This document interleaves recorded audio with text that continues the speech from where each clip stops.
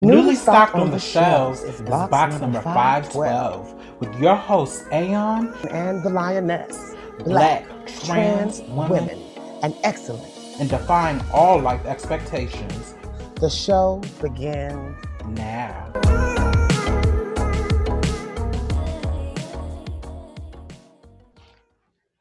Hey y'all, and welcome to episode 6 of box number 512 podcast, Grown Black Trans Women Talk. I am Aeon. And I'm the Lioness. Girl, okay. Do you want me to do my life update first, or do you want to get to the good Kiki stuff first? Let's start with the key just to get them seasoned in the mix, and then we can go into our life updates after. Okay, bitch. Babyface versus Teddy Riley, bitch. Yes, let's start with the big news. So, girl, what is your thoughts? Like, it was a key. So it was a real key. It was the key mistake. Teddy Riley, literally did pull out all the best of bells and whistles. He had a hype man. He had multiple mics. He had a whole system. But I don't think he understood how the internet worked. Like, bitch, how did you think playing it in the room wasn't going to create an echo? Right. Before we get into why it was a key, let's just break it down what this little versus thing on Instagram is, and then how we got to the Babyface Teddy Riley matchup. Tell them what it is, girl. So because everybody is quarantined, a lot of entertainers and celebrities are getting on Instagram and utilizing their Instagram lives to interact with their fans and really pass the boredom of the quarantine. So you have a lot of these music producers and songwriters that are getting on Instagram live with each other, and they're just having friendly battles about who has the better hits and who wrote this and who wrote that. And a person 10-second hot take. What do you think about it? Huh? What do you think about that phenomenon? I actually live for it. I think it's cute. I think it's cute as a music lover and as somebody that loves R&B and hip hop and who really has an intimate knowledge of producers and certain sounds, especially from the 2000s and back, where when a producer produces a song, it's a very distinct sound. So just to hear people say, this is my body of work, I live for it. So the first verses was versus Timbaland and Swiss Beats. It was a very hot, it was a very impromptu, but it was a key, and it started off these wave of producers going back and forth, and really just in the spirit of fun and the spirit of blackness and all of that. We since have had that versus battles between Neo and Johnson Austin and T-Pain and Little John. So it's been very fun. So this Babyface Teddy Riley thing, the people have been hyping this up for weeks. Of course, me being the lazy girl I am, I took a nap, so I missed everything. But how I found out about it is one of my girlfriends called me after I woke up from my nap, and she was just like, bitch, did you see the Babyface versus Teddy Riley Instagram live? And I was like, no, Miss Thing. And she was like, bitch, it was a hot mess. So as she's explaining it to me, of course I'm king, but I had it's one of them things where you had to see. So I'm on Facebook after I got off the phone with her. I'm like, are there links to this? Because now I want to see. I'm seeing that Teddy is trending on Facebook. Babyface is, trending on Twitter. Babyface is trending on Twitter. So, bitch. And on Google, bitch. It got real big, real fast. Right. So, bitch, because I knew it was a key, I went to my local 7-Eleven, got my little snacks, got my little greenery, because I'm like, this is going to be a key. I need to be prepared. Bitch, first of all, what took me out before anything even got started, it was a couple of things that took me out First of all, the Instagram live comes up and it's just Teddy Riley with this live band, the keyboard and the drums and the flat screen TVs and the green screen, and I'm like the scratch table. I'm like, was this necessary? Did we like? It looked like it had a documentary crew, bitch. Right. It's just like it's just like we are in quarantine, right? So that kind of was like, okay. But then look, but here's the thing, sis. Here's the thing. So then I expected at that point, like, okay. I was like, all right, Miss Teddy finna dance us, girl. She's going in, bitch. I was like, ooh, wait, I know this gonna sound tea. Now, mind you, before it starts, you hear that it's a little bit of an echo, but I assume at some point he's gonna put in some kind of USB cord or something, and then the real show's gonna start, bitch. So I'm thinking this is more for like shock and awe factor, for entertainment value for the people. I thought that would be like kind of muted, and then while the music played, and you would just see them in the background. You know what I mean? Right. So, but that wasn't it. Red flags were going off because in the back of my head, I'm like, we've seen this done multiple times before by other artists. So all of these things aren't necessary, but pay it. But bitch, right. What set me off, knowing that it was going to be a key at the end, was just seeing all of the celebrities like flood in the comments, giving like, this is about to be the battle that ends all battles. Like, this is really going to break the game. That you see Tyrese and Charlamagne the God and Tony Brett. Like, you're just seeing all of these celebrities. Oh, they're going in. Angela Ross. So I'm like, bitch, this is going to be a key because all of the girls are here. So, bitch, so mind you, it was kind of an echo before Babyface came in, but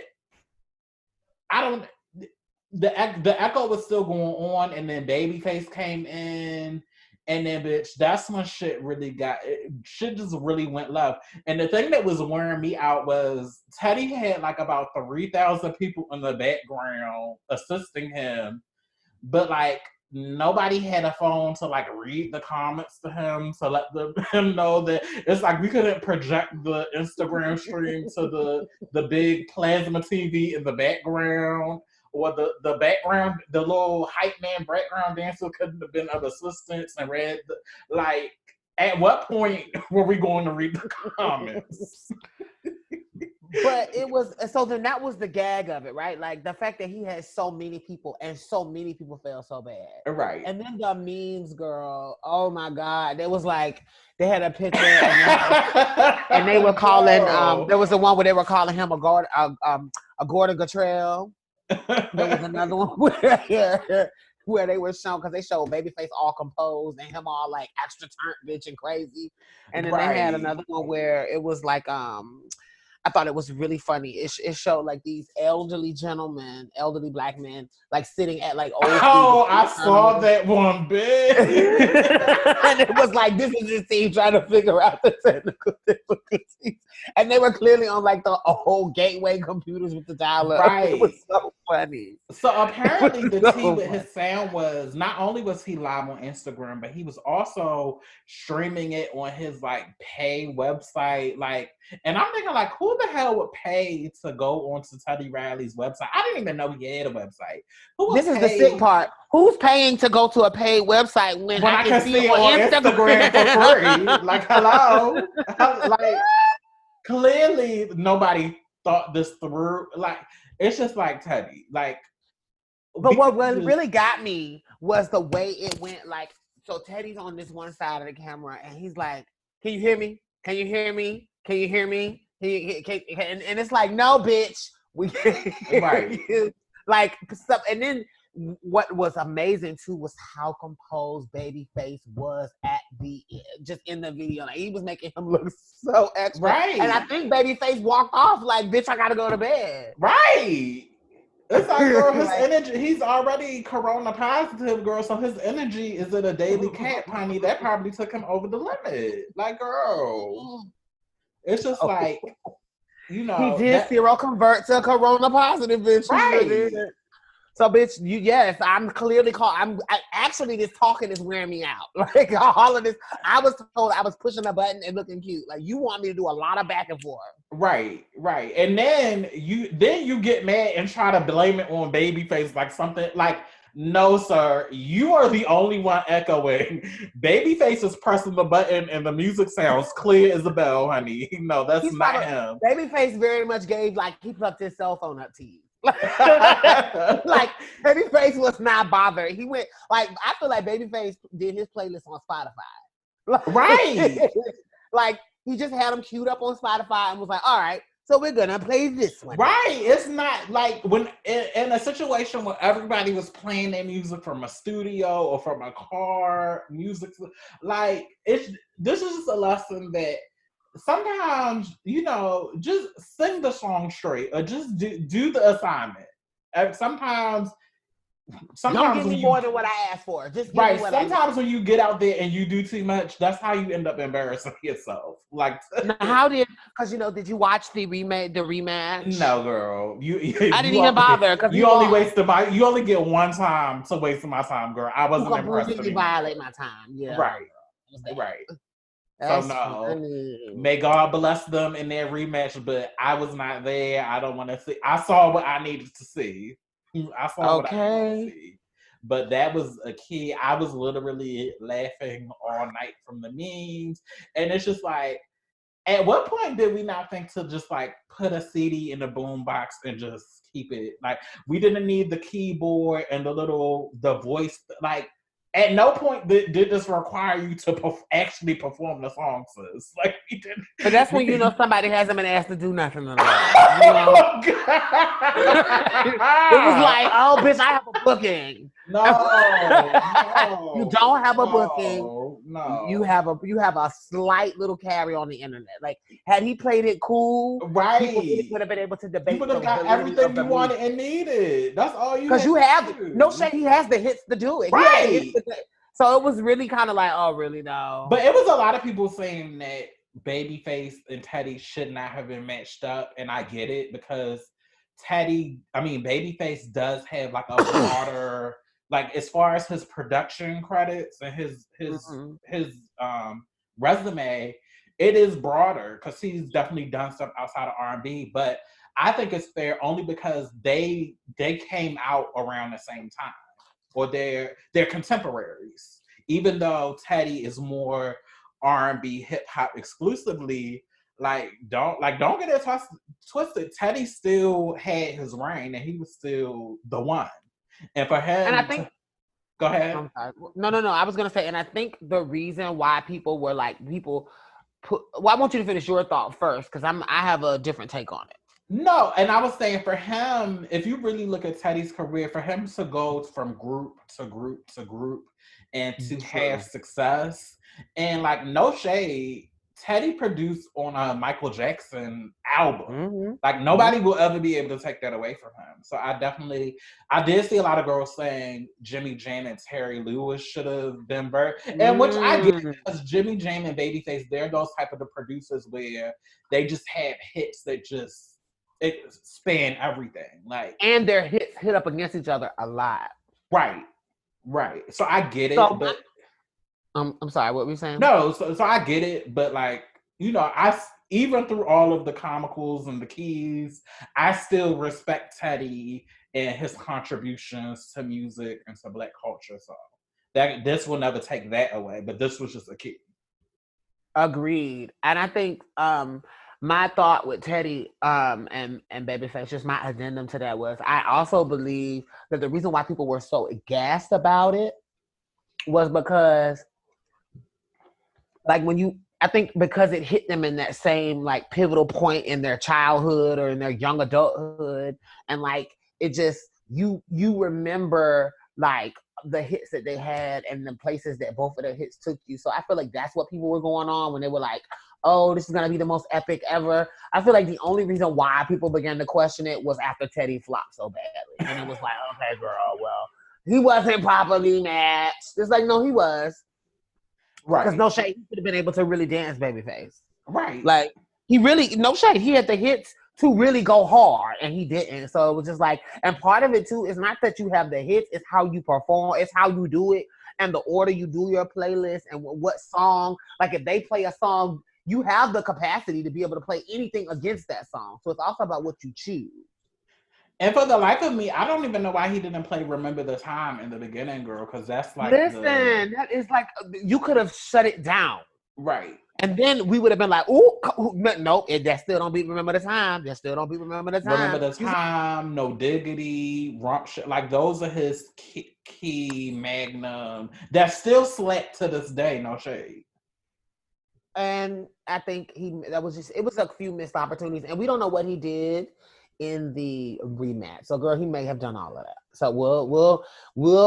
I don't know if I'm gonna go back and watch it, but I'll watch it. I'll watch a response video. Right. That's what I'll know. Speaking of responses, girl, I want to know your thoughts. So, one of the things that I thought was interesting before you go into your icebreaker really fast, one of the things I thought was interesting was, bitch, I drew a blank on the podcast. That is rough, Miss Thing.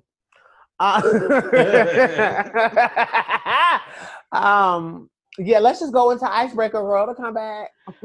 Okay, so I saw this question floating around, and just in the spirit of conversation and having a conversation, if you were in a relationship and shit was going south and you knew things wasn't going to work out, would you break up during quarantine, or would you wait till after the quarantine to break up with your lover? After, because breaking up during quarantine is foolish, because now we're here together looking at each other sideways. And believe it or not, I know that might be emotionally maybe not the most honest, but I feel like in times like this, if you love the person at all, you want to, the goal for both of us should be to minimize the stress of us being in the house together. Right. And so then this isn't even, in my opinion, the time for like really difficult conversations. Like, because everyone's going through, people in their lives that are going through things, and a lot of us are even if we're not affected, we're emotionally supporting people who are.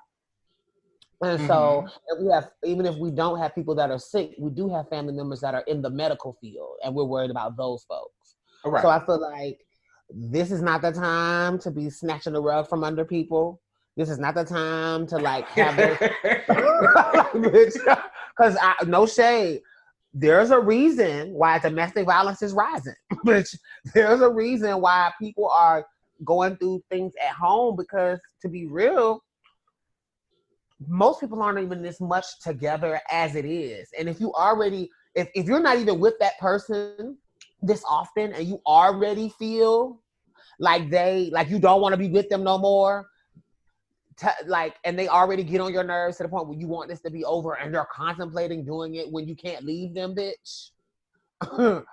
I think that that's not the best strategy. In my opinion, you should wait until you have the ability to like actually both parties leave in a successful kind of situation. Because if you care about somebody, you don't want to put them in a situation where for the rest of their life it's like, oh bitch, in a pandemic, this thing. All right. So what about you? To me, I think it depends on the nature of the relationship, because I'm a girl that definitely ended my situation like when the quarantine was still fresh. But I think it was. Well, you did it fresh though, when he could go home. I did, because I knew I wanted to be mentally stable during this thing, and I didn't want to be teetering back and forth. And so it's just like, let's just cut this off now, so I could be in the best mental state I can be by myself. But I think it depends. Now, not to be real, sis, my opinion would change if it was the beginning. But what were you saying? But I think it's different. If you're living with somebody, you might kind of want to wait this out. Even though it would be a lie, all things considered, it's all about trying to keep the peace until we ride this thing out and see where we end up, and then hit it. But if you're a girl, like I was in a long distance situation, or even a situation where somebody is not living with you, and I'm very confrontational in the sense that if I feel something, this was like, girl, I don't care if it was fire and brimstone at the end of days. I'm going to need to retain as much personal, internal peace as I can. And if that means I have to ice you out and box you out because you're not doing what you're supposed to do, I'd rather ride out the rest of these days in a quarantine by myself in the best mental state that I can be than going back and forth, like fighting with you just about basic stuff. So I really think it depends on the type of relationship, whether you're living together, whether it's long and distance. the circumstances around why you want to leave them. If the relationship has run its course, but you think y'all could leave amicably, yeah. But if you're in a situation where this could be you may want to be strategic. I guess this is my advice. I don't think that anybody should stay in any situation that they're not happy in or they don't feel safe or fully placed in. But I think this is a time to use strategy, and I think that you missed your window where you could have done it, and it would have been like they have a place to go. So at this point, my advice would be save that coin, bitch, stack your bread, or if y'all are in a situation where, you know what I'm saying, because I say this because I have friends, shout out to my friends that are listening, that have recently broken up with folk, and the conversations are interesting. Interesting to say the least, because I feel like one thing I will say is times like this will expose the flaws in people. Like you get to see people who they are in the worst moments. And I feel like this pandemic has exposed some real bad holes in some of these friendships and relationships. And it's amazing to see things falling apart like this. It really is. But I feel like if it's a real relationship, be strategic. If not, pay it. Right. And I knew for me, I was like, well, bitch, this is going to hurt because I really want to make this work. But what better opportunity? I have time to really be by myself and sit in the emotions and reflect and get me together so that when we come out of this, bitch, I'll be a better woman. Because it's like, is this your life update, Brianna? Because if so, I want you to unpack a little more for me. Well, this kind of goes into my life date because I kind of want to talk about my dating, going back to our trans women and the whole conversation. But that was also part of the reason why I strategically chose to break up with the guy I was dealing with in the beginning, because it's like, well, bitch, if you stay in the house for like a month to 2 months, girl, that's enough time for me to personally get over it. No shade. And it really only took me 2 weeks to get over it. And now I'm looking forward to greener pastures and the end of this pandemic. Now, so that the viewers know, and this is I don't think you'll mind me sharing this nugget. Okay. 2 weeks ago, my sister didn't just make the decision to break up with somebody out of the blue. Oh, it was a process. That's why she can say it only took 2 weeks to heal. She does have a heart.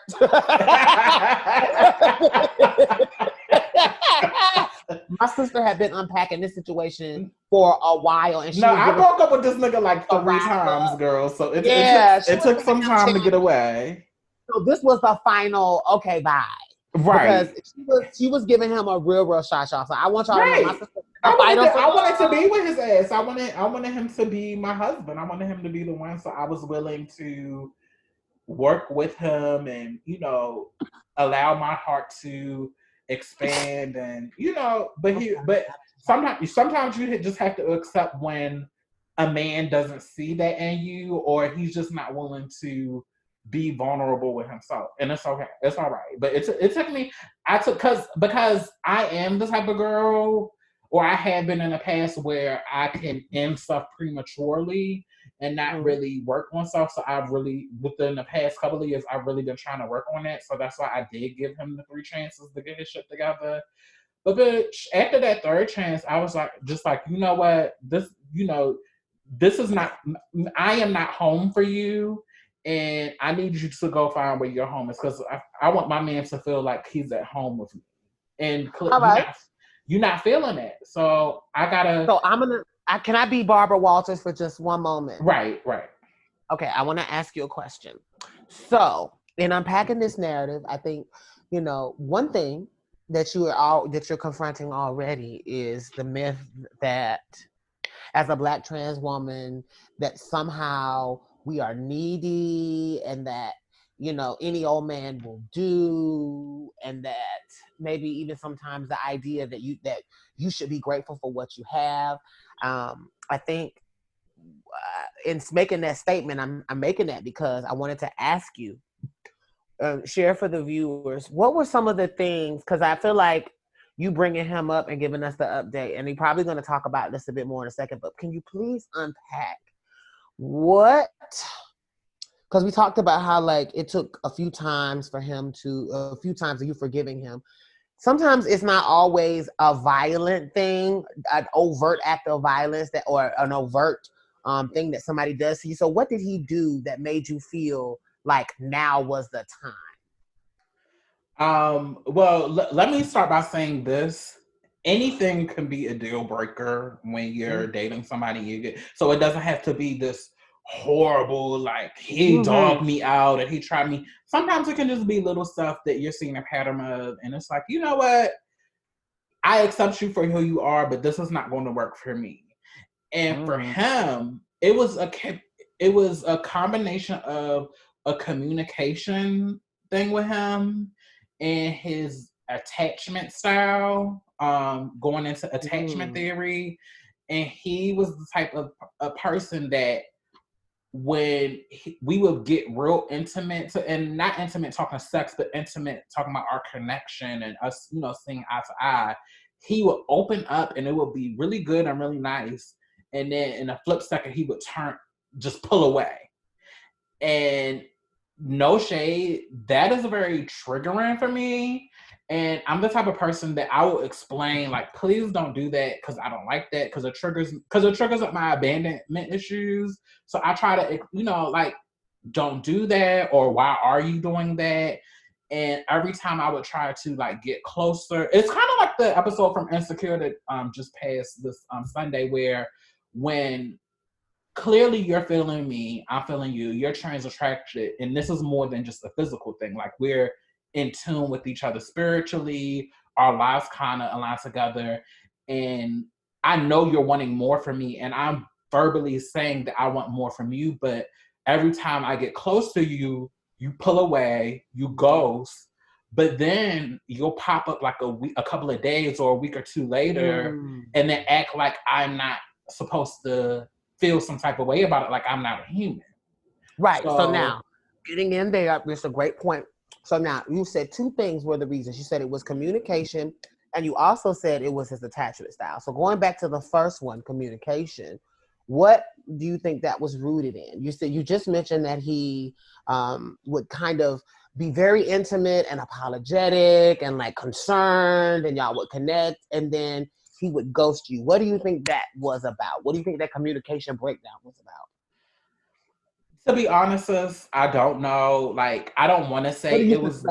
I don't want to say it was because I was trans, because he was, he never made me feel like because I was trans, like he couldn't be seen with me, and when I would date him, or when I would go to date him, because we were a long distance, I'm not going to give the city away, but he was very open, very gentlemanly. And though I did have questions, I didn't press it because he was doing enough to make me feel comfortable.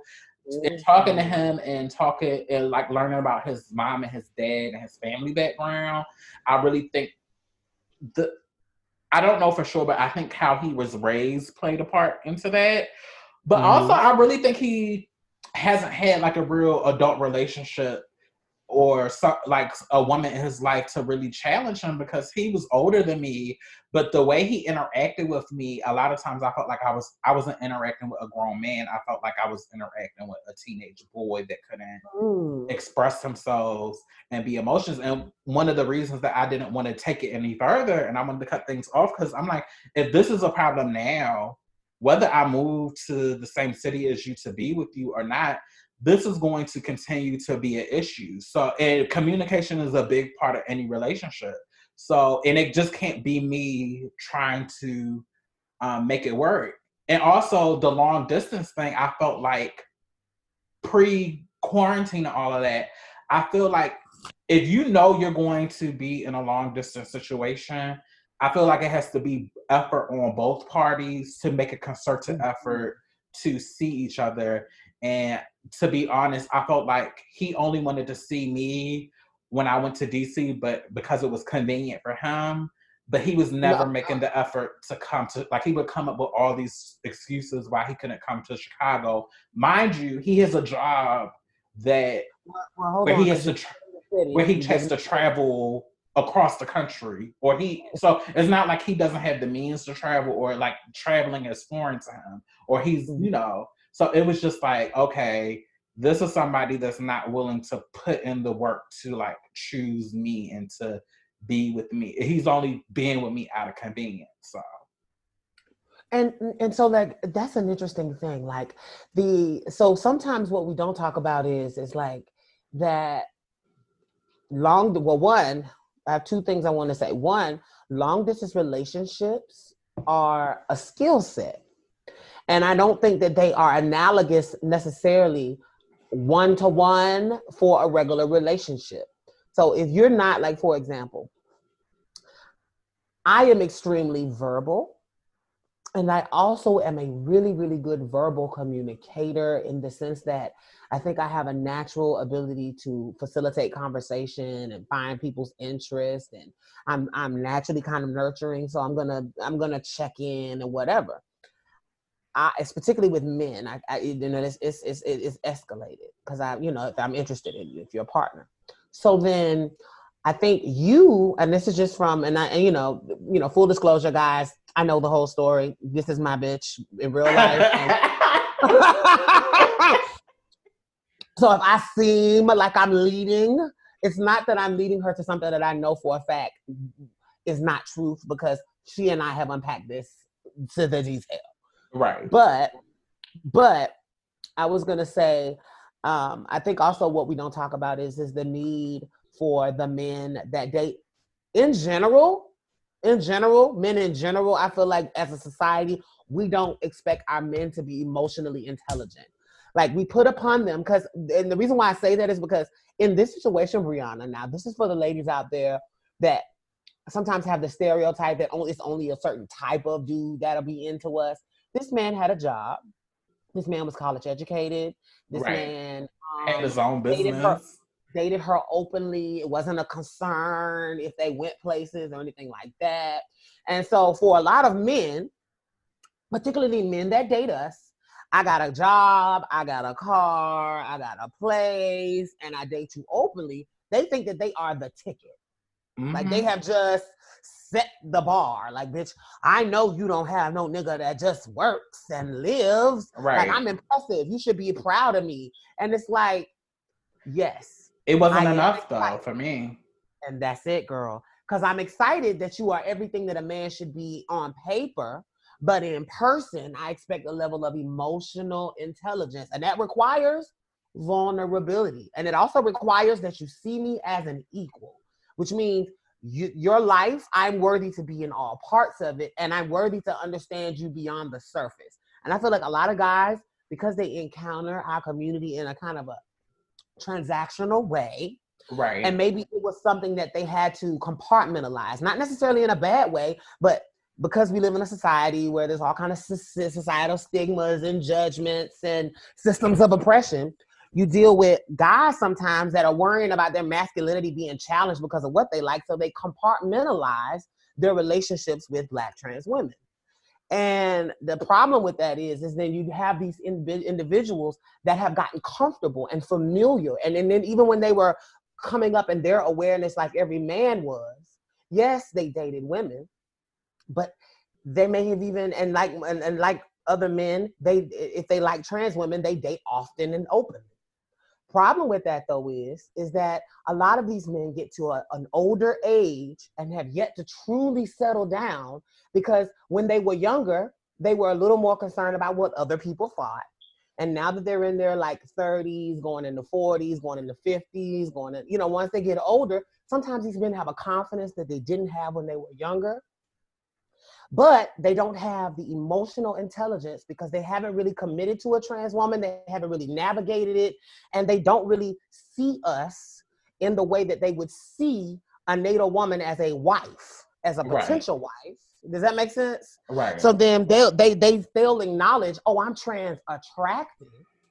And they'll be like what Lex said, and they'll be interested in dating and engaging with trans bodies. But trans-amorous means actually considering what it would be like to let one of us enter into your world and become actually a full standing member a full standing woman in your life the way you would anybody else. And I feel like with your guy, Brianna, back to you, I feel like you were showing up for him in a way that I don't think he had the capacity to show up for you. Right. And it wasn't because he was a bad person. It was because I don't think he had enough experience in his life, right, particularly as a man that is trans attracted and trans-amorous. I don't think he had enough experience in dating in long-term relationship to be what you needed for him, because you had experience that he didn't have.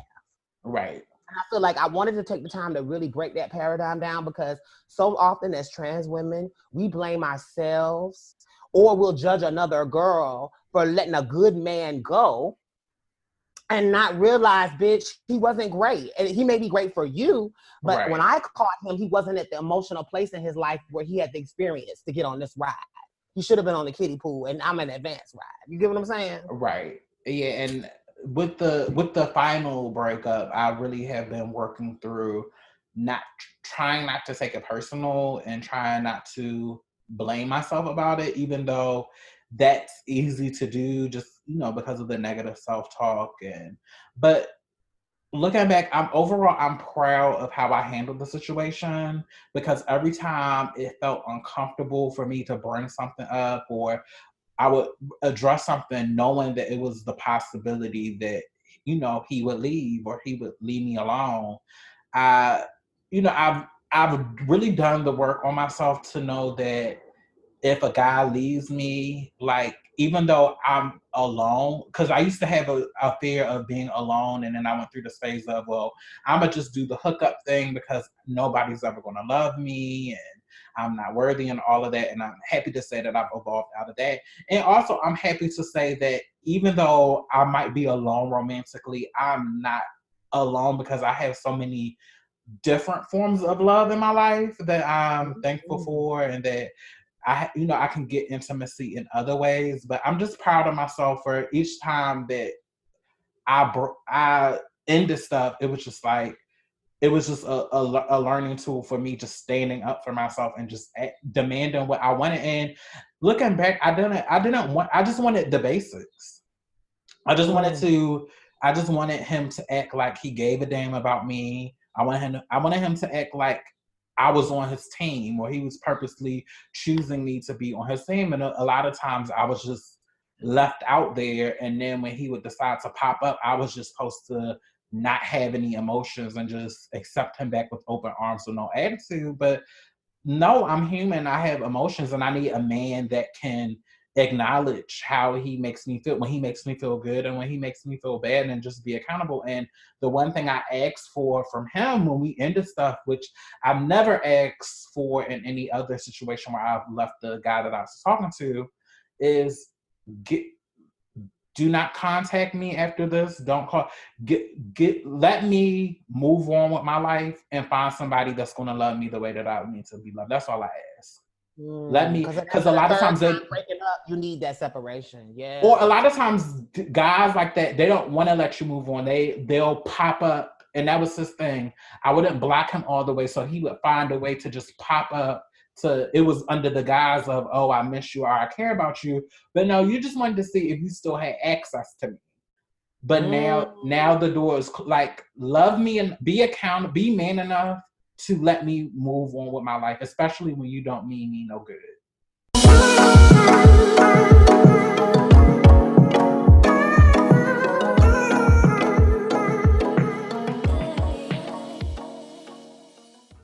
Let me move on with my life. That's all I want. I wish you the best, but I'm just ready to move on. I don't want to keep going on this ride, because I know I deserve better, and I know what I'm asking you for is not rocket science.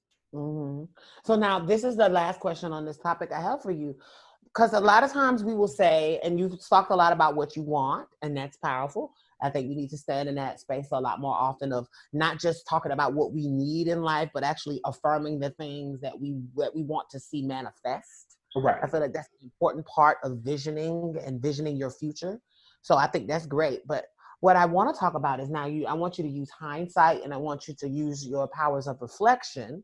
And I want you to look in the mirror at this moment. And what do you think Brianna learned, so now this is with the spirit of hindsight, about herself, and in the spirit of accountability, what could she work on going forward? Oh, I actually put up a post about this the other day. I know. No shade. What I learned from him, one, I learned that, you know, I'm capable of love.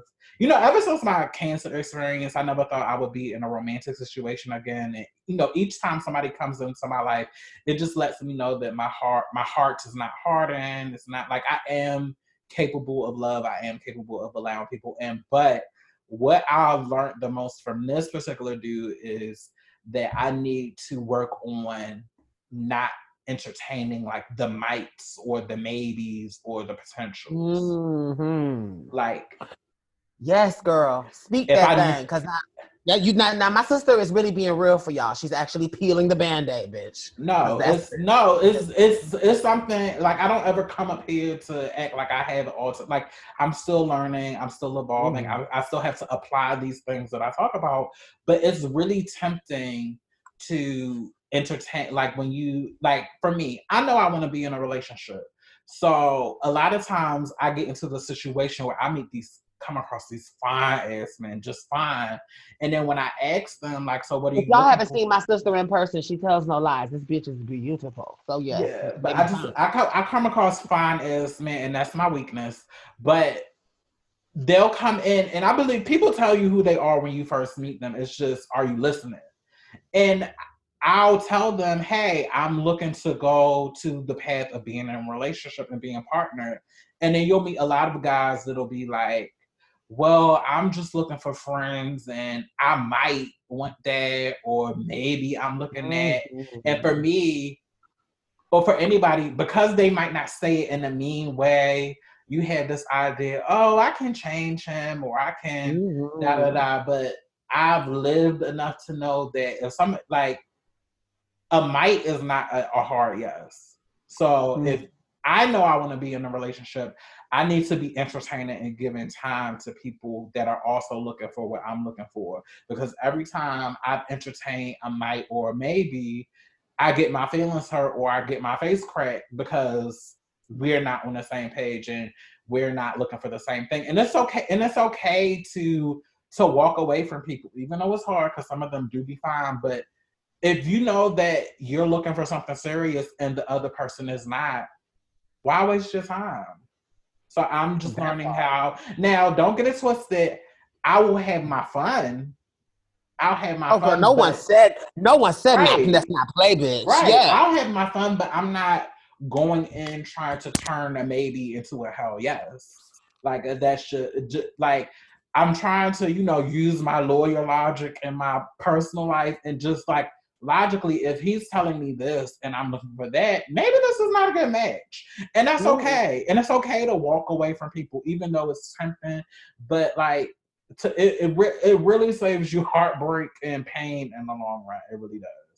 And I know now that there's guys out here looking for something serious and looking for some commitment. So I'm listening to words and actions, especially when I first meet people. So, and with him, he wasn't for sure. He told me he wasn't. Well, he didn't say he wasn't looking for a relationship, but he wasn't concrete on what his end game was. And that's the accountability, sis. It's knowing, it's being okay with the idea that I'm in something that is unconfirmed, as we're behaving as if we are confirmed.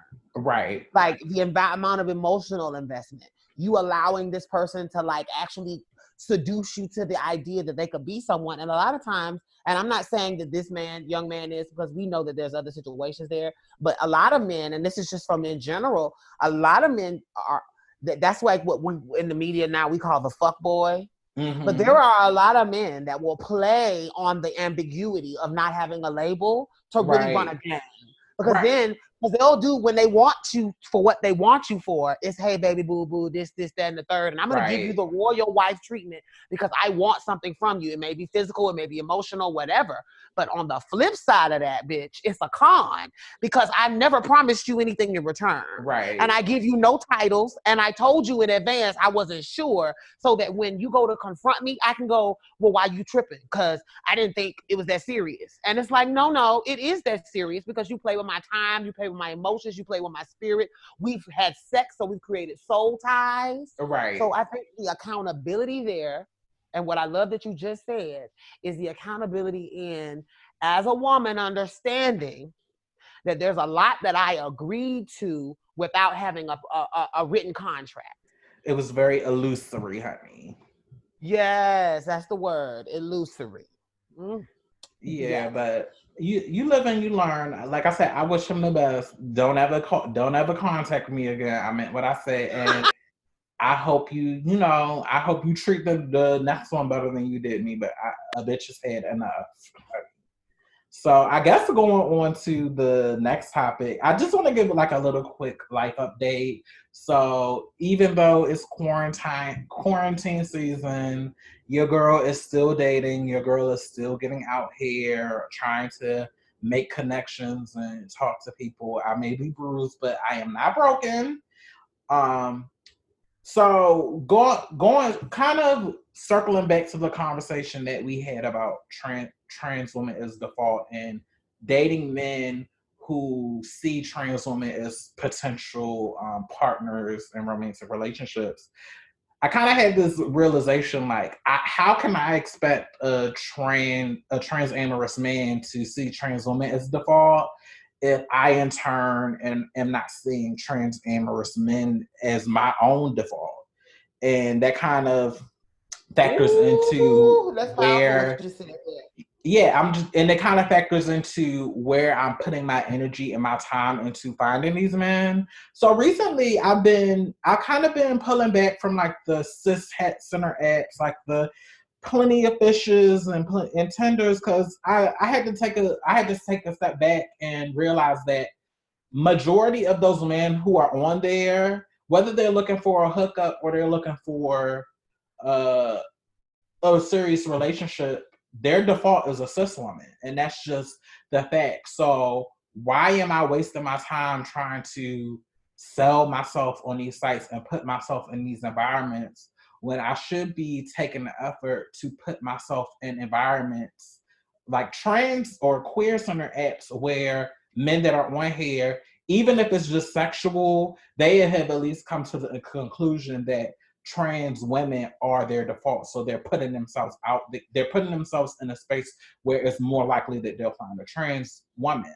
So as of recently, I've been putting more energy into the trans dating app. It's one called Trans, and it's another one called Tammy, and just really trying to get comfortable with not being in the mix with cis het women and just being in a place where I can be default, and it'll be more likely that I'll find somebody that's looking for a woman like me. So just like the dating experience, it has its ups and downs, but like a lot of, no shade, this one day, the trans dating app I'm on, it's actually some fine pieces. Like, it's actually men with pictures on there. Now, some of the men, they look familiar from some of the ads I used to put up on Craigslist back in the day, but that's another conversation. But there are men out there with pictures that we'll never rid ourselves of the Craigslist piece. Right. No, Craigslist. We need to do a Craigslist appreciation episode one day. But anyway, no shade, because there's a lot of people in our community whole transition. Right. I miss the fuck out of Craigslist. No shade.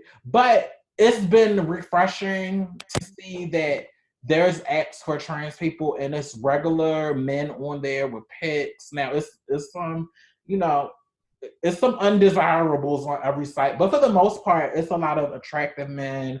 I've been coming into contact with people. Now, just because I get on these trans apps doesn't mean I'm gonna find a man tomorrow, and that's not the goal. But I think the goal was for me to break the cycle of me trying to assimilate on these cis het apps and then getting my face cracked when I get the same results. It's like, they're not, even if they come across you on these apps, you're not the main goal, and that's fine. And I just think for me, I have gotten to a point where I'm fine with, you know, being included in the list of trans options. And I know a lot of people aren't there yet, but for me, I want somebody that's looking for me, so I kind of have to walk my walk, or walk what I'm preaching, and really put myself out there to be in the mix for guys that are looking for trans women. So that's kind of been my life update as far as that episode. Work. Well, I wanted to. I have an opinion to what you said, but I want to give my quick life update. Life is good.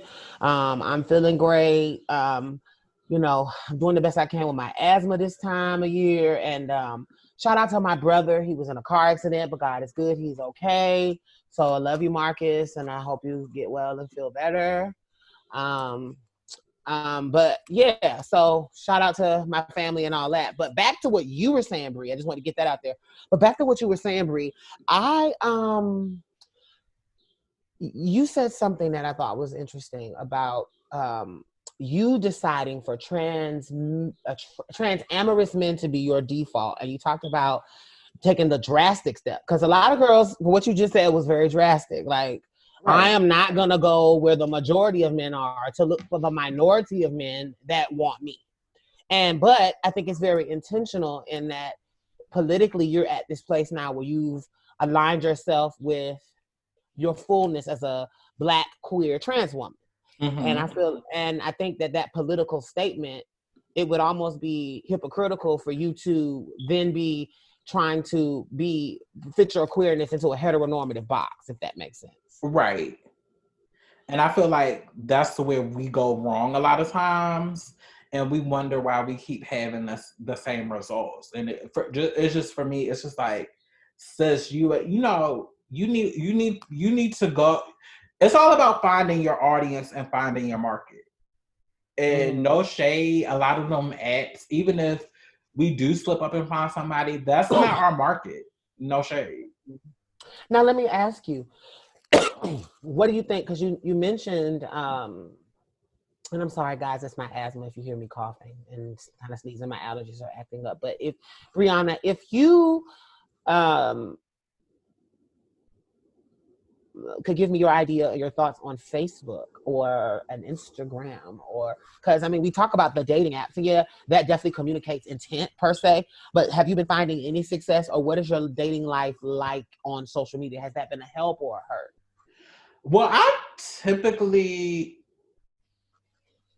for Facebook, I kind of see Facebook like as very professional.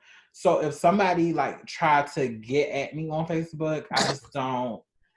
Personally, I don't like it, only because even though I, have a sense of personality, or I'm a key on Facebook, I just don't really like having those type of conversations on Facebook, because it's nothing for somebody to screenshot something or to try to like do something. So I'm just because it's my real name and stuff on Facebook, I'm kind of, if somebody were to try to get at me, I would just be cautious. Now, how interesting is that, though, as a trans woman, that you are now trying to be cautious of your name about dealing with the guys? Because this is going to lead into our main topic. But I find that dynamic interesting, because we often hear the girls saying, I don't want to deal with dudes that don't have pictures. I don't want to do people with the dudes that don't have their real name on their profile. But it sounds like you don't want to have your real name on the profile, and you're nervous about marrying you. So then now this is a good point, sis. Now, how can you be mad if a man not including you in his life if he can't hit you up on your real life page? No, I'm just cautious. But for me, if you really want us to date me on Facebook, your profile, like you would have to, like your profile, like your life that you are living through your Facebook, it would have to be something of substantial. Because I feel like because I do the same on my profile, at least on my Facebook profile, I try to curate an accurate reputation. So if you just some random blow Joe and your Facebook profile is not representative of your life, or you're not somebody of prominence, or you're hitting me on Facebook on some freak shit, because we could do that, but not on Facebook. Right, not on Facebook. Like, so if you are really coming at me, your profile I would kind of have to get a sense of who you are in your life from your Facebook profile. No shade. Mm-hmm. And the same goes with Instagram. Like, now it's easier to get at somebody on Instagram, but I don't know. I feel like because of my image and how people perceive me, a lot of people think I'm too like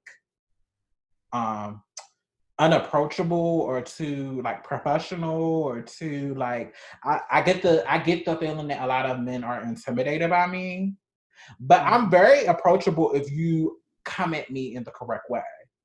Like, I'm still a woman, I'm still a lady, I'm still, so you can't come at me on no, especially if you want to date me, like it kind of has to make sense for me to date. Like, we kind of have to like not necessarily be running in the same circles, but if you want to date me because I am looking for something serious and these are the type of things that I have to think about moving forward, like it kind of has to make sense, and we kind of have to be moving in similar direction. It can't be anything seedy or DL, because I have had guys hit me up in the past that have had like professional profiles, but it's like they want to do the DL games, and and I make it clear very early, like, sis, I'm not the type of girl that's going to out you, but I'm also not here for that, because clearly you're not really taking my profile for what it is and seeing like my politics and what I'm standing for. You just see me as a visible girl to try to run your games on, and I'm not her.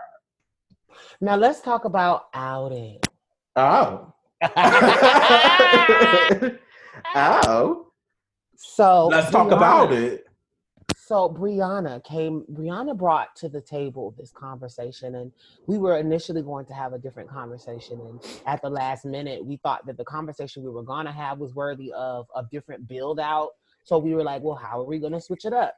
And something that she and I both have had numerous conversations about was the concept of like, because we live in a world where coming out is something that is it's celebrated, but I think it's almost problematic to the point where it's expected, right? Like, there's a world in which we live in where everybody feels like they have a right to know, because you should be proud, because I'm proud of you. You should be proud of being of sharing all of yourself. Well, we all know that that's a Pollyanna fake ass way to look at the world, and we know that there are repercussions to every thing that you do, and for every action there's an equal and opposite reaction. So we know that that while the sentiment is great to say come out, we live in a world where outing one's desires or their attractions is something that we expect, and I don't think that's always a great thing. Now, outing also has a different other side to it. There's this, because when you say outing, you're talking about a process of doing something. And so then, like, when you're outing someone else, Brianna, you brought this topic to the table. What made you think of outing as our topic for today? And because I know that there was an article you were referencing that you shared with me before this. So can you tell them a little bit about why you picked this topic today and what article this was about? So why I picked this topic today, I feel like trans women who are dating specifically, while we also have to deal with outing, I think we also are also confronted with the outing of our partners, whether it happens by someone other than us, but specifically in reference to the frame this conversation today, outing the men who are intimate with us, who have had interactions with us, and just the different not only the repercussions from that, but really I wanted to have like a holistic conversation of the deeper reason of why we do it, and just some of the different attitudes towards outing the partners who are intimate with us, because we don't have like control, because we as Black trans women don't have control of the narrative. A lot of times when a celebrity, particularly like a Black male celebrity is outed for being with a trans woman, or like a trans woman is the one doing an outing. It kind of fuels these narratives about trans-amorous men and like the desirability of trans women, and it kind of villainizes trans people altogether. So I just really kind of wanted to have this conversation to unpack it. So we're addressing this from all sides. But this conversation, it came to me because it was an article that came out on LGBTQ Nation on Monday, April 20th. And the headline is Trans Instagrammer Leads Campaign to Hunt Down and Out Gay Men. And one of the men that she outed committed suicide. So just to read a little bit, just to kick the story off, a transgender Instagram influencer outed gay men in Morocco, making them targets for discrimination, family alienation, and violence. One of the men she outed just died by suicide, but she's unapologetic about it. She says a quote, I'm not going to say the F word, but she says, I feel bad for those F words, but I don't care. And it's the F word that it's a slur, because we want to be clear that she used a very negative she used slur. it. I will not be using it. No, you shouldn't. And I'm because there's it could be the other F word too. Right. So I just want to be clear that it was her intention there to use a gay slur. We'll go ahead. And her name is Naufal Musa, and she's a Moroccan transgender woman who lives in Turkey. And she is known for her social media, where she has over 600,000 followers. And in an Instagram live video last Monday, I love that you skipped her profile because we're not giving her no life. But go ahead. No. Well, apparently Instagram deleted her profile and she keeps creating new ones. But in an Instagram live video, she told her followers to download apps like Planet Romeo, Hornet, and Grindr to find gay, quote unquote, gay men who live in their area. And she showed people how to search for the apps online, install them, and create fake profiles to out gay and bi men. And basically she goes on to tell girls to create fake profiles and choose that you're bottoms, which means you want someone to penetrate you. And so I think that's all we need to share from the story. But I just feel like, now, mind you, this is a trans person. Right. So that's an additional complication. Now, we live in a world where we've talked ad nauseum about how cis folk, and I know there's a lot of cis folk listening that hate that word, CIS cis, but this ain't even about y'all. Right. We are, in this moment, are talking about a very problematic member of our community who is engaging in behavior that Aeon and I felt was very important. So much so we wanted to make that the headlining topic for this podcast. And so, Brianna, now that you've unpacked that story to me and we've read it aloud for our viewers, I want to give my first reaction. I want to say that I feel two ways about this individual. One, I feel like there's a lot of anger in me a little bit for the idea that, one, you are completely conflating issues that don't have anything to do with you per se. This is someone that is making her business to not even, this is my concern. I still feel that if you're engaging with someone, right? Me and you are in a relationship per se, right? And let's say you and I don't work. You don't get to tell me I can't talk about my relationship because I'm trans and because you're not ready for me to talk about my own life.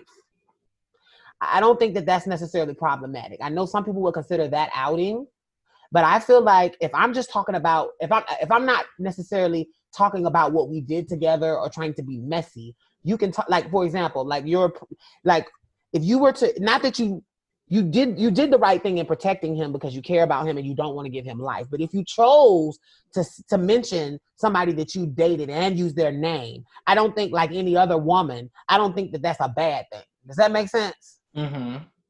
So I don't want to condemn trans women who are telling their truth and these men are expecting silence because they have their own shame. I don't support that. Right. But in this case, this trans woman is problematic because one, she's a predator overall, because she's actually telling people how to use apps where people are actually looking to make connections to exploit, catfish, manipulate, Right. screenshot, record conversations to defame, to embarrass, to shame, and it has led to lives being lost, people being alienated. And she lives in a Muslim country that is very conservative. Yeah, sis. So where you are also trans, sis. Right. So that man that killed himself. No, like, and that's the real gag, is that she somehow believes that because she's accessed womanhood, that she is exempt from being responsible to the rest of the LGBT community. And that is the narrative that we seek to define, that we seek to destroy. But like every community, this monster is somebody that we have to speak out about, rebuke the behavior, because we want the world to know that there are so little examples of us that if we don't call this person out, we would be remiss, and we would be allowing a negative thing to go around. Because now this article is viral. So I love that you brought this up, Brianna, because we really got to confront, and just hearing you give that, my first read, this is a monster who needs to be stopped. And this brings up so many other issues regarding safety and like the internalized transphobia, which I'm sure you're going to talk about. But what are your thoughts after reading that? I feel like sis is really angry, but what's the root of that, you think?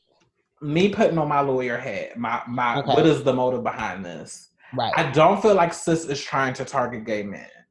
Just based on my trans girl experience, what happened is that she met up with one of these men on these, because even though Grindr is catered to gay men, there are a lot of trans-amorous men that come on these apps to access the girls, because the girls on these apps, and we're often in community, in gay areas or on gay situations, and that's how trans-amorous men get in contact to us. I pull pieces off Grindr. Grindr is lovely when I go to a new city. What I think happened is she met a trans-amorous man off the site. They probably it was probably nice. And he was probably on the DL or didn't want to be outed. I mean, hey, they are in Morocco. So okay, let's say that first, bitch. I think there? Yeah, I think what happened to her is what happened to a lot of us as trans women who are out there. We come across a guy, we have a good time. He goes back to his life. He acts like we don't exist, and because we are the girls, sometimes we can get a little bit too. We don't know how to separate the logic from the emotion, and we act on emotion. And I guess her thing was, well, in addition to outing him, I'm outing everybody. So like, right, because he went back to his wife or partner and paid her dust. But see, this is the problem too, though, because what she's actually doing is talking about. She's also she's calling these men. If I go off of what you're saying, she's using the F-bomb for gay people as a slur. I mean, for trans-amorous men. For trans-amorous men, which happens. Which really happens, but it really speaks to the fact that she still sees herself as a man. And that's why I was calling this person an individual, because I personally, I believe that the narrative that she is espousing is it's not even internalized. It's on the surface as transphobia. And I feel like sometimes people will become a part of a community that they have no real connection to, or they get to the place where they feel like they somehow can look down on other parts of the community. And this person is problematic to me, sis, because it's not that if I thought it was just based out of pure emotion is one thing, but it's also for clout. Right. Like it's not like she's outing one DL man. Her goal is to try to destroy as many people as possible. And she's telling the world how to exploit the safe haven through the back door to try to exploit people for what they are. Because the reality of it is, in her country, these are things that are going to punish people socially. So even if the person isn't doing anything wrong, what about the gay men who are just dealing with other gay men who are out, but are living in a country where you can't be out? Well, bitch, So you literally can be murdered, bitch. Yes, so she is literally, the repercussions of what she's doing is so big, sis. I can't even give her the, oh, she's a bitter pass. No, this is a sociopath who's using this. Like, bitch, this is somebody that is determined, like, does not care at all, cannot even have empathy for the lives, because it's not just because out you can't see past your own selfishness, and it's no shade. This is a selfish person. Like, sis, are you not thinking about the collateral consequences of you giving step-by-step tutorials of how to teach the people how to download Grindr so they can go, like, sis. And then let's also say this: do she not know, sis, that if we be real, the women that you're talking to, the women that you think that are in alignment with you, the women that you think that you're helping by outing somebody, the women that they're calling you the F-bomb too, sis. So don't ever feel, bitch. Those people that would think that it's okay to go and out somebody, the people that's following you up, they're following up your stupid ass because they think that you have given them the back door to something that they don't even fully understand the repercussions of, and you clearly don't understand the repercussions of, and both of you know just enough to be dangerous. And I feel like that's what it is. Sis don't know shit either, and she don't know who she is. Because if you really knew who you were, sis, you would know who to align yourself with, and it's not the people that are gonna try to out people. And no shade, you think you're outing them, but sis, you're putting yourself in just as much danger, honey. Because last time I checked, I don't think it was legal to be trans in Morocco either. That part. Not only that, sis. Not only that, let's talk about what it does to the larger conversation. So, I was just about to say, let's bring it in locally to us, to Black trans women, like outing a trans-amorous man. Like, what does it really mean, and what does it really do for you in the long run? Mm-hmm. Hey y'all, this is Aeon. This is the Lioness. And you're listening to box number 512 podcast, Grown Black Trans Women Talk. And we just wanted to remind you guys while you're listening to subscribe, rate, comment, follow us on social media, and share our podcast. And we wanted to let you know that we just started a new feature, Grown Black Trans Women Talk Live, on our Facebook and our Instagram live pages. And I'm going to turn it over to the Lioness so she can tell you what to expect. Yeah, so you can expect hot, new, exclusive content.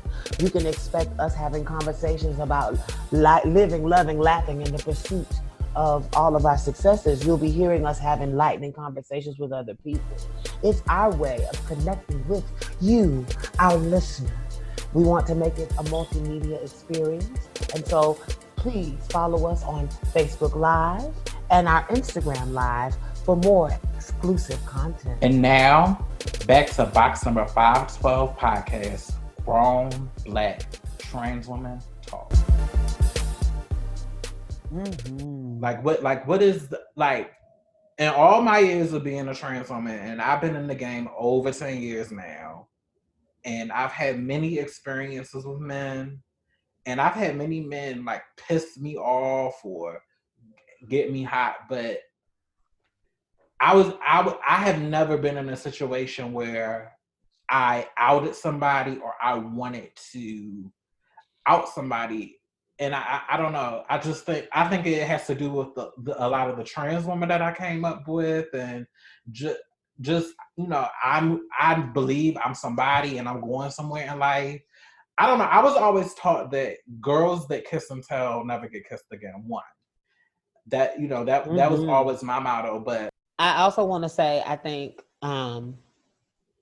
people a lot of times will, because Brianna, you cut out. Are you still there? Yeah, I'm here. Okay, good. Yeah, no, I was saying people sometimes don't realize what their actions say about how they see themselves. And so in this particular situation, like, you think the fact that the very notion that somebody could be into you or want to be with someone like you, the idea that because someone wants to physically engage with you, the idea that there's a sex act that you think somebody could do with you, that would make them shameful, or that could be a taboo, or that is something that is worthy to be outed, means that you don't see yourself very highly, madam. Because if you saw yourself highly, then you would think that I am a prize. There's nothing taboo about me saying that a man likes the goddess that I am. There's nothing taboo about that if I think that I am worthy. But if you yourself think that there's something disgusting about you, because see, part of the problem is we're not talking about the fact that these girls have looked inside themselves and internalized the way the world sees them as these disgusting creatures. And what they said to themselves was, bitch, I'ma tell. Tell what, bitch? How crazy do you look talking about I'ma tell? Tell on yourself? About right. What? He likes me. He dared to touch me. He dared to do this with me. It's like, okay, sis, so what you're saying is that you're the nasty freak that they think you are, because you don't even think anybody that's touching you is worthy of respect. And I also think on the other side of that, I feel like a lot of us trans women, we have to deal with the reality that we are alone all of the time, and we have these people that have the privilege to come in and out of our community to get what they want and leave, and they just leave us alone. So for me, when I see somebody that outs a man that have been with them, I see the pain in that, and I kind of identify the pain with that. I'm just happy that I was fortunate in my life to be around older trans women to really guide me and tell me, like, baby, I know you're hurting right now, but there will always be another man. There'll always be another lesson to be learned. You don't need to compromise your dignity because you're mad right now in this moment. And no shade, I really feel like it speaks to the lack of maternal connections in our community. Because I feel like if a lot of these, because no shade, it's a lot of these young girls that out these men. It's not really the older girls in community, mm-hmm. because they impart a lot of wisdom. It's just like a lot of these young girls that are messing around thinking that they are kind, and then they're getting their feelings hurt and they're acting from a place of emotion, and they don't have that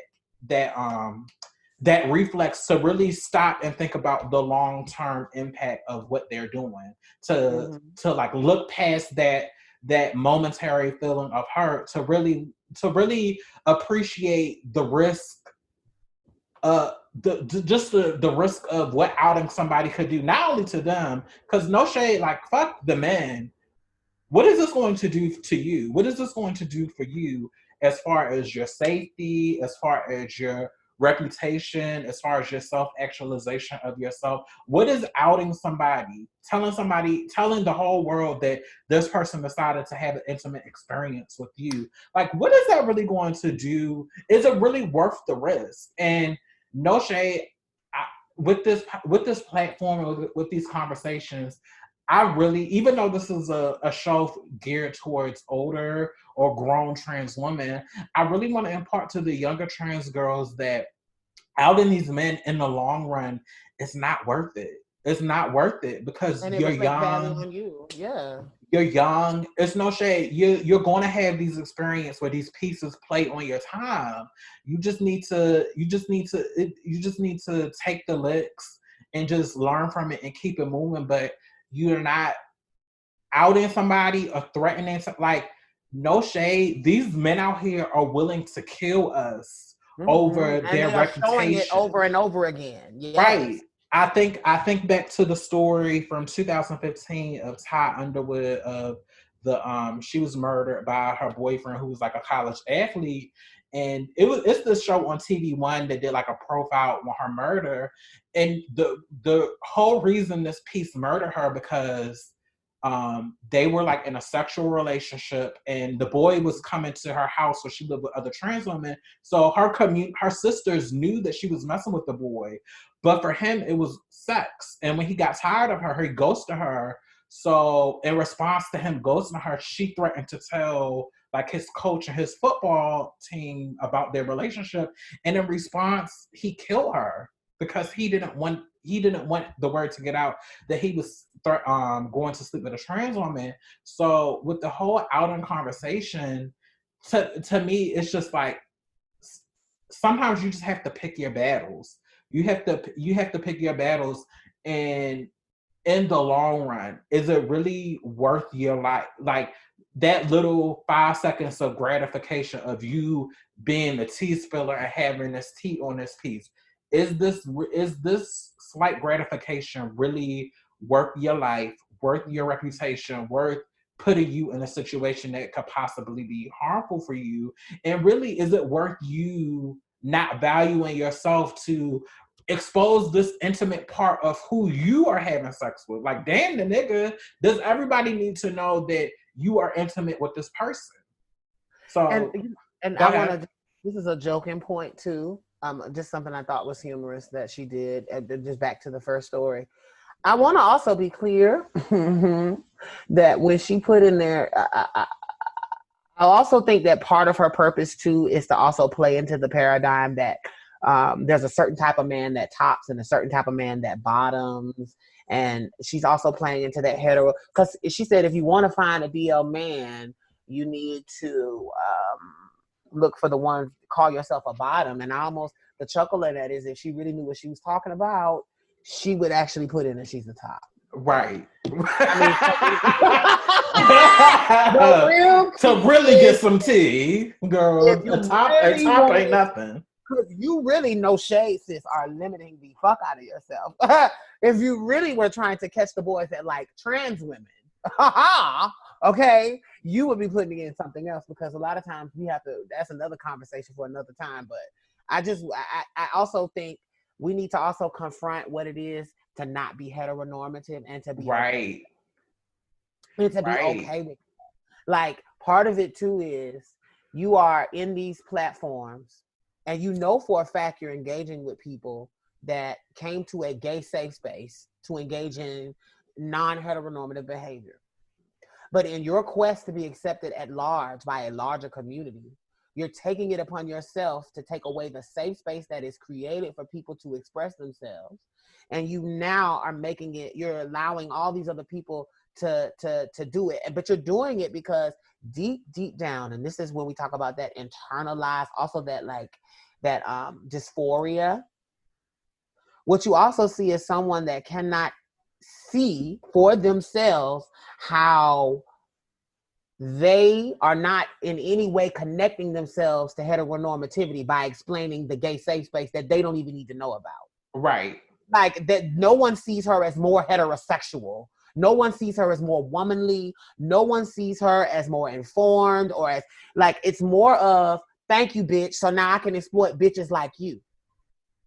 Because part of the problem too is, girl, is there are very few places where men that are LGBT, particularly men of color, can go and feel not judged in society. Even if you are gay, even if you are trans-amorous, there aren't too many safe spaces where we can engage. So it's even more a deeper problem to me, because I feel like she's trying to appear to be trying to uphold some type of moral standard that she herself doesn't live up to.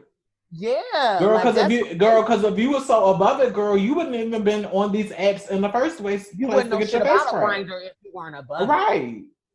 If you were so above it, girl, you wouldn't be on it. But the fact that you are an expert to the point where you're giving classes on how to be a catfish on there, it means you catfish before, one, bitch. And two, it also says that you're the kind of girl that has no real, like, respect for herself. I mean, and so then this brings me into the next conversation, because now we talked about the girl that's outing dudes for the sport, right? But let's talk about that other ugly part side of it, where you will have girls that will try to out a guy, truth or not, for fame, and how some of those people are actually getting rewarded, because now let's not act like that niche hasn't been carved for trans women in the media.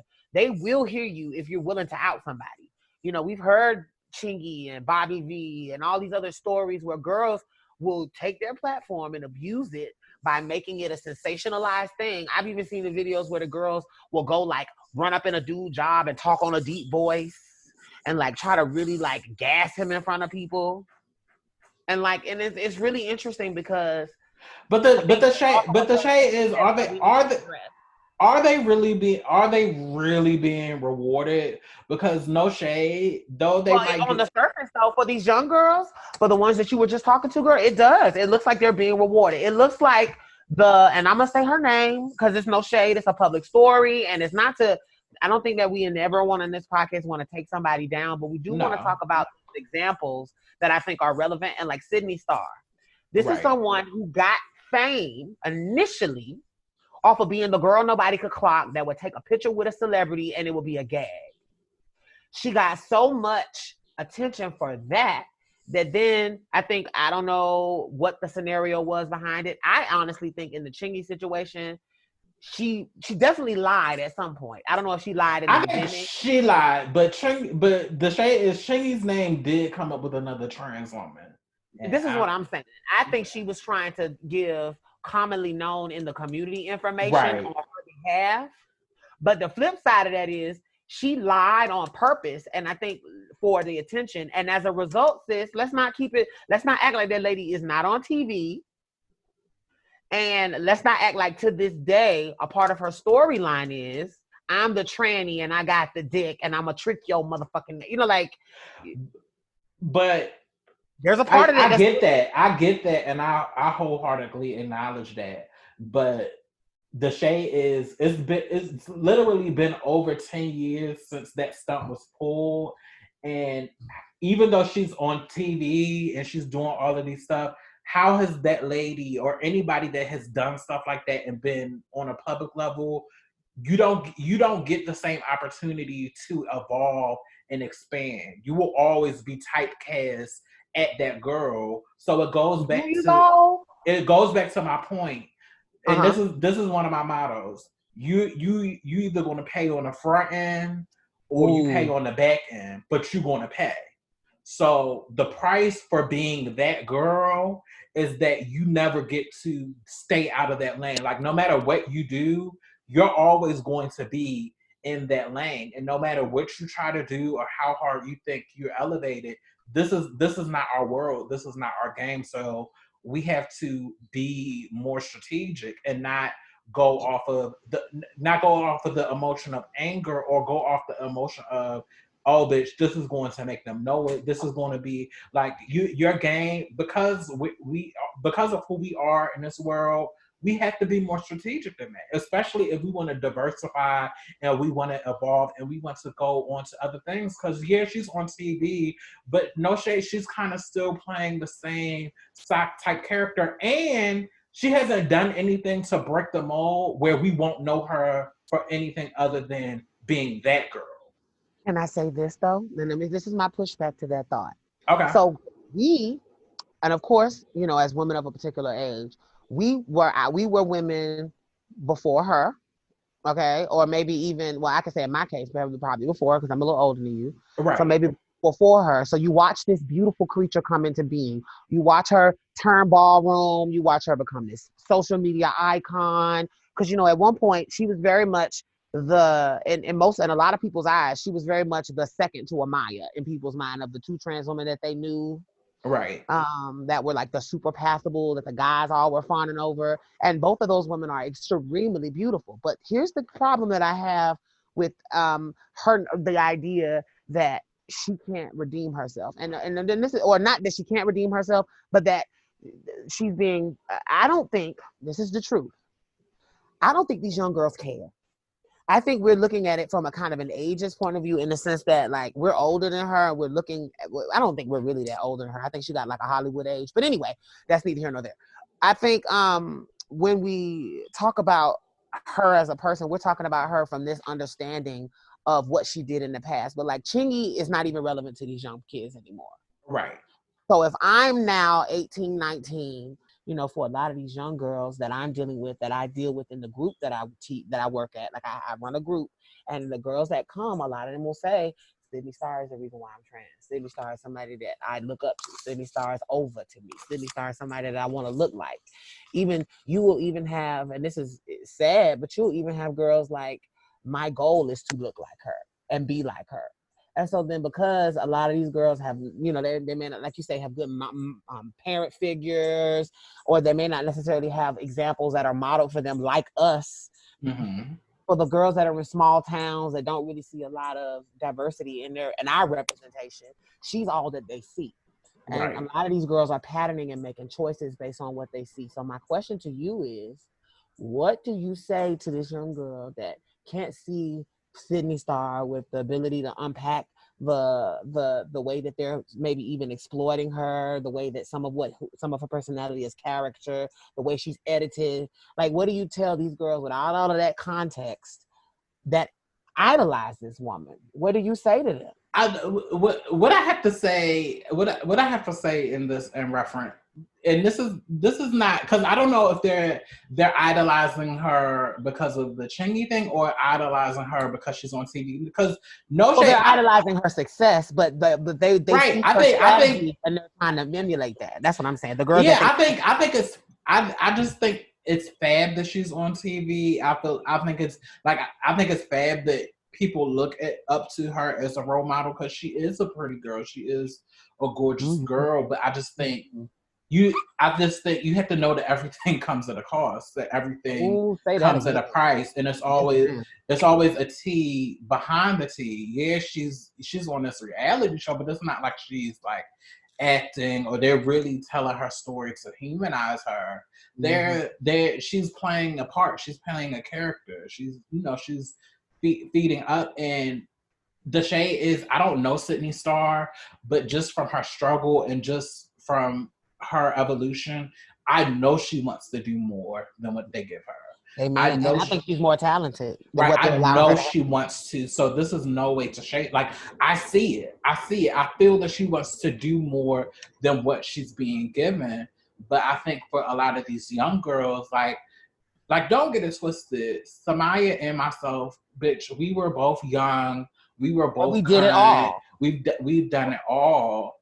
But at some point, you get older, and you're gonna want more, and you're gonna want to do more, and you want to, and it's already a hard role for us because they already don't want to give us nothing. So you kind of have to, even though it's unfair, and nobody's saying that it's fair, you kind of have to step outside of yourself in that moment and ask yourself, is this really worth it for me in the long run? Because no shade, that's the question. But the girls that don't become a hashtag, and the girls that don't get murdered, and the girls that don't become a statistic, you're going to age. You're going to want to get older. You're going to want to do more, and you don't want to be in a position where somebody will always be in a position to hold a mistake something that you over made your head, over your head, because they will. And it's not like we didn't make those mistakes. We just didn't have the internet to chronicle it. And I feel like one thing that we don't talk about is the ways in which sometimes the girls want to be seen and not realizing that all parts of them aren't for public consumption.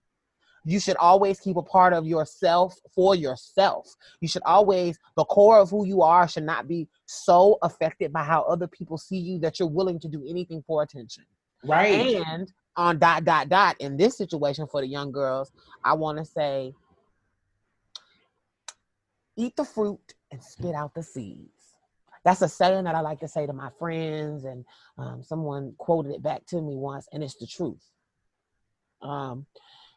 When you are in a situation where you're dealing with a human who's living a human experience, even if there's something about them that you admire, even if they have a skill that you love, even if they have an anointing or a talent that just moves you, they're still a human being having a human experience.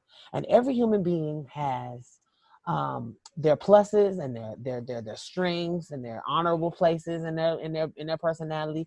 But we also have our foibles. We also have our id. We also have like this unevolved kind of like figuring it out part of just what is being a human. And I feel like if you look at this person for the sound bites, if you look at this person for just the visual, you will miss that is an entirely complete human being having a human experience, and that maybe, just maybe, some of what you're seeing is fractured and it's not completely representative of all of the circumstances of experience that made that woman who she is.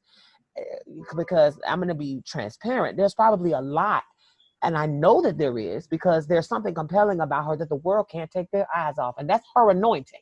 Now, how she chooses to use that will be dependent upon her ability to pivot. But what I want to tell these young girls is, you don't want to have to make a pivot when you can just walk the right way the first time.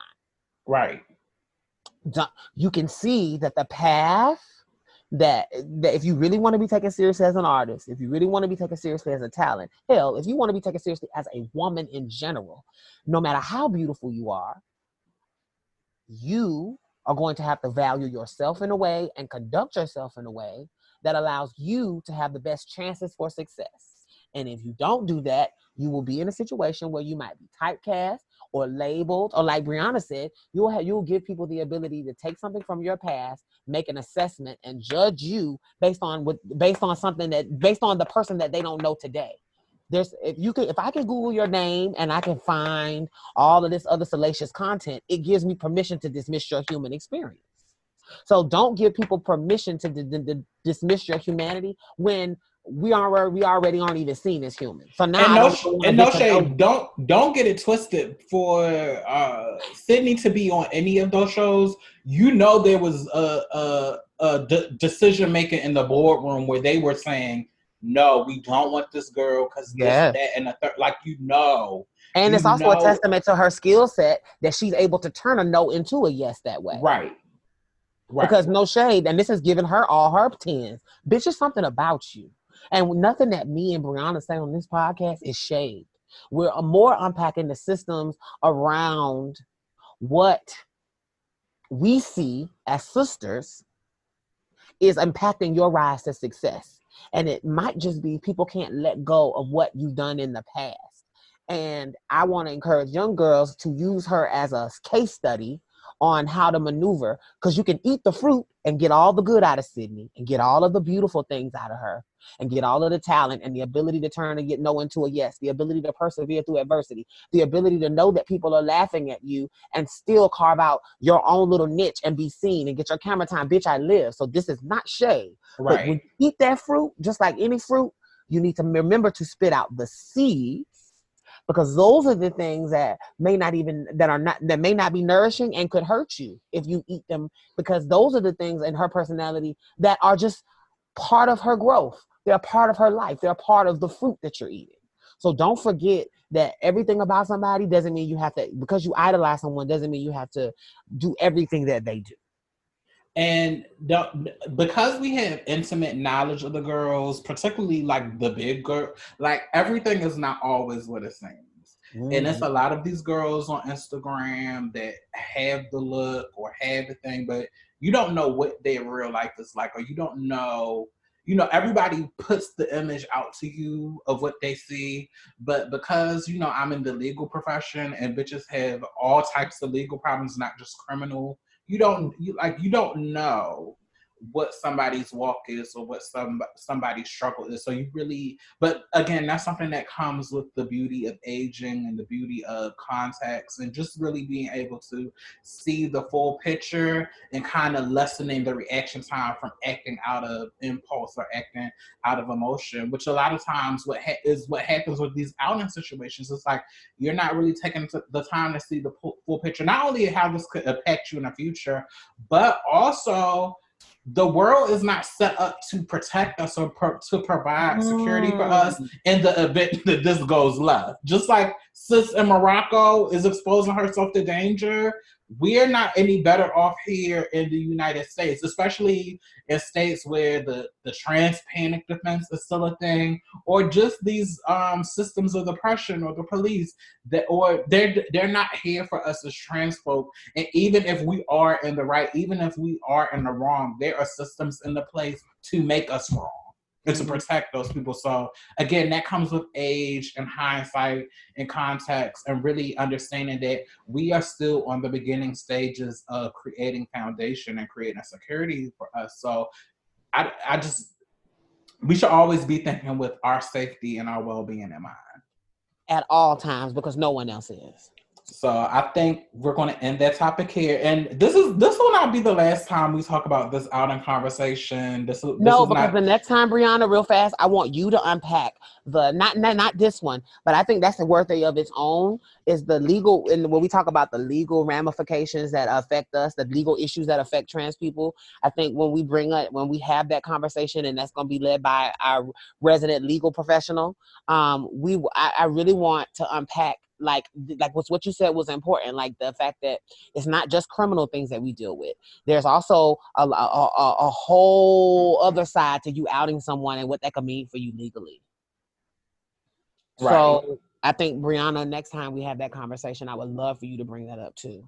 Right. So, like I said, this is not the last time we have this conversation. And hey, if you have an opinion different than ours, then let us know. Comment on the YouTube page, DM us when we go live on the Instagram or the Facebook. Make sure you comment or interact. I'm pretty sure we'll do a live after this episode drops to really talk about the episode and get your comments and interact. So please make sure you join the conversation and you're a part of the conversations. But we're going to end this here for now. We will see you guys next week. Bye. Bye. Love y'all.